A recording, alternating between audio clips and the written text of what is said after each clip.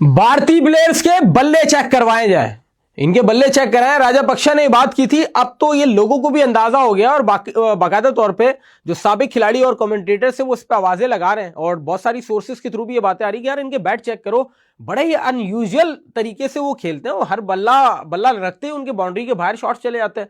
क्या ऐसी कहानी है, अब समझ नहीं आ रहा। राजापक्षा ने जब वो स्टेटमेंट दी थी तो हमने इसके ऊपर काफी क्रिटिसिज्म की थी कि ये हम स्कूल में बातें किया करते थे कि बैट में स्प्रिंग लगा हुआ है, लेकिन ये बैट सिर्फ भारतीय बल्लेबाजों का ही इतना जबरदस्त कैसे चल रहा है।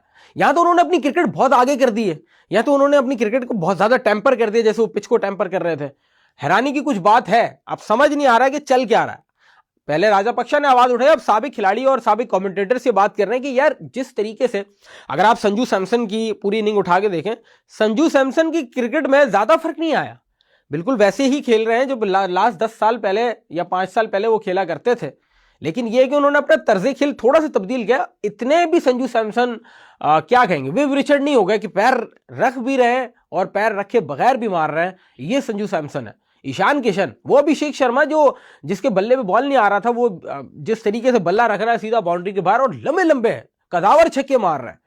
यार इतनी जान तो अब मुझे नहीं पता कि क्या फिटनेस ऐसी कर रहे हैं भारतीय प्लेयर, या क्या अपनी बॉडी पे ऐसा काम कर रहे हैं कि इनके हाथों में, इनकी कलाइयों में इतना दम आ गया है। तो इसके ऊपर काफी शक व शुबात उठाए गए।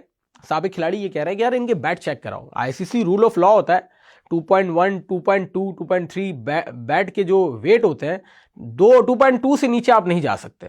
फिर उसका जो एक ब्लेड होता है बैट का, आप उसको कितना घिसते हैं, यानी उसको कितना अगर आप देसी जबान में कहेंगे कितना रंदा मारते हैं उसके ऊपर, तो उसको पतला करते हैं उस ब्लेड को, क्योंकि बहुत सारे आईसीसी के रूल है उसके तहत ये बैट बनाए जाते हैं।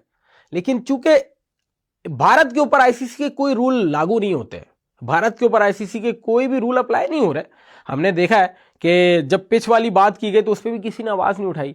तो भारत को इस वक्त जिस तरीके से कंटिन्यूसली सपोर्ट मिला हुआ है, तो इसका कोई इसमें दो राय नहीं है कि ये भी हो रहा हो।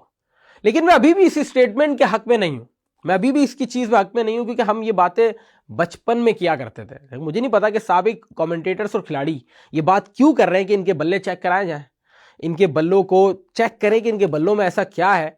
क्योंकि जिस तरीके से वो बैटिंग कर रहे हैं और ऐसा लग रहा था कि भारतीय खिलाड़ी खूंखार शेर की तरह मैदान में उतरे हुए और वो हर ओपोनेंट के ऊपर झपट रहे हैं। क्रिकेट पे तो उन्होंने बहुत अच्छे से काम किया, अपनी डोमेस्टिक को जिस तरीके से बनाया, आज वो जिस मुकाम पे बैठे, सपोर्ट उनको नो डाउट मिल रही है, लेकिन क्रिकेट वो बहुत अच्छी खेल रहे हैं। उस बीच में सपोर्ट के साथ साथ ये वाली कहानी भी कहीं ना कहीं सुनने में आ रही है। और ये बात याद रखिएगा कि इसका खुलासा जरूर होगा, ये बात भी खोली जाएगी, इस बात पर भी मजीद गुफ्तगू की जाएगी कि यार इनके बैट्स चेक किए जाए, क्योंकि जिस तरीके से ये बैटिंग कर रहे हैं, या तो ये बहुत बड़े बैट्समैन हो गए, या तो इन्होंने पिच के साथ साथ अपने बैट्स भी टेम्पर किए।